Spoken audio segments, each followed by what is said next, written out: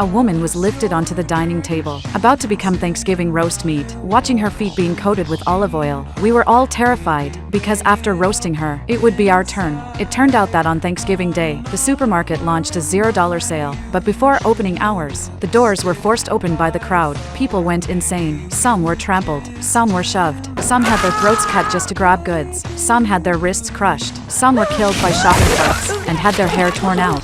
It wasn't until the sheriff arrived that the stampede was brought under control. The Thanksgiving sale caused many deaths. The victims' families blamed the store owner, but the surveillance footage from that night was deleted, so the owner was never held accountable. After that incident, a killer appeared. The first victim was the fat woman who had killed someone. She was about to get off work when the killer attacked. He slashed her hand with a knife, then grabbed her by the hair and shoved her head into the sink. 30 seconds later, the killer opened the freezer and pressed her onto it, but trying to escape, she ripped off her own face and ran. But the killer was already in her car and drove straight into her.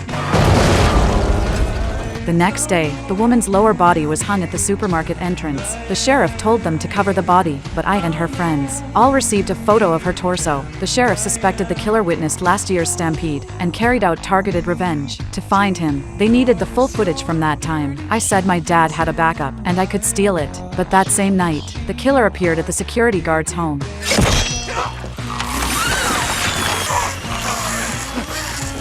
He strangled the guard with wire. After a while, the guard was decapitated, but the killer took the head home, placed it on a plate and sent me a photo. I called the police in terror, but the killer's phone was off, so it couldn't be traced. I had no choice but to give the video to the sheriff, hoping to identify a suspect soon. But after watching the video, the sheriff warned me. Be careful who you trust. That warning didn't alert me, but death was getting closer and closer. My friend was training at the gym with her boyfriend, but while she was on the trampoline, she had no idea. At the moment she jumped, a sharp knife appeared on the trampoline. Soon she was stabbed to death and collapsed on it. After this happened, the gym was shut down, but a couple saw no one inside and went in for a date. As soon as they entered the hallway, a figure suddenly appeared.